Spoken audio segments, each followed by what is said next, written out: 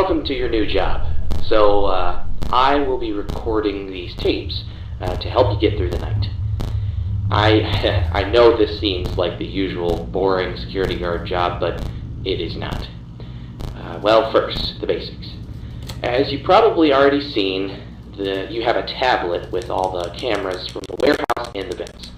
There are also other buttons which are play sound and close vents, but I will talk about them in a second. On your left there is a hallway and another little tablet which you can use to light the hallway and see if there's something there. There's also an electric shock button which I will also talk about in just a second.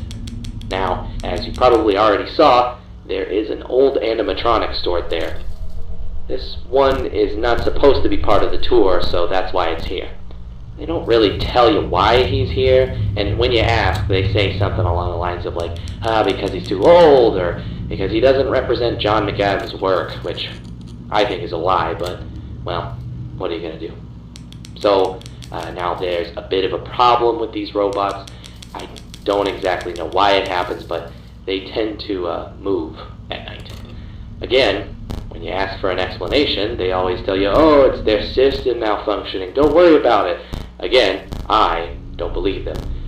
Mainly because of what happened in the old restaurant with the owner and all the stories behind it. So, anyway, I'm gonna tell you what you should do to protect yourself from all of them, but today I'm gonna talk about 3 of them. So, there's Maggie and Chanchi. They will try and get you from the hallway. You can lure them away with the sound system on the cameras. Just play a sound in the camera they're in and they will go away. Although, there is a small chance that instead of moving back, they move forward, so always keep an eye on them. Now, if you see them in the hallway, use the shock system to give them a control shock. That might make them go away. There is a chance that they will still be there, so keep an eye there too. Then, there's Gundy. Now, he will move towards you. If you use your flashlight, he'll go back to his place, but keep a close eye on him. He won't make any sound as he moves. He's really dangerous. Well, that's everything I have to say for today, and good luck with your first week. Bye.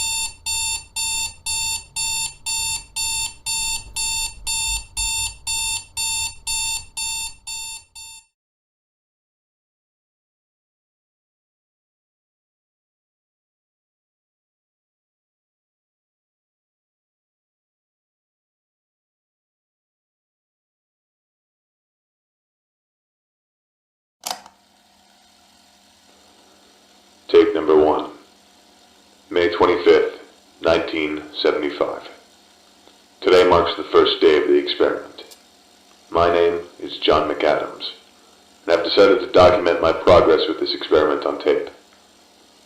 I'm doing this project on my own, without the help of any third-party company or the government, as they would consider the practices that I intend to use on this experiment horrific, inhumane, or immoral. I don't believe that's the case. I believe that in science, there is no such thing as an immoral action. That's why I decided to start this company and, by extension, open this restaurant, utilizing robot animatronics, so I can both fund and successfully conceal the experiment until it's completely finished. I am a man of science, and I believe that if a risk must be taken to further the pursuit of knowledge, then we must do it, even if that means sacrificing another. Some may consider me a murderer of sorts, but they simply cannot possibly fathom the magnitude of what could be achieved. So to be clear, I do not take some sick joy from conducting these acts, these experiments. I'm not a bad person.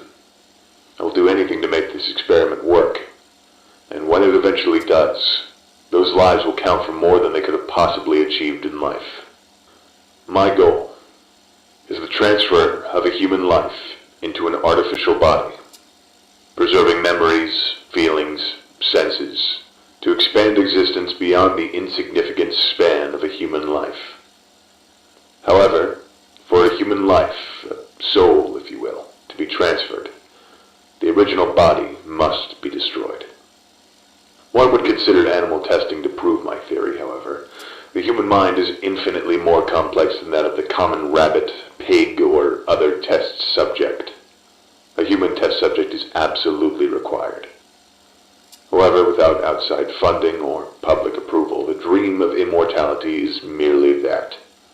A dream, lest I can provide a human test subject.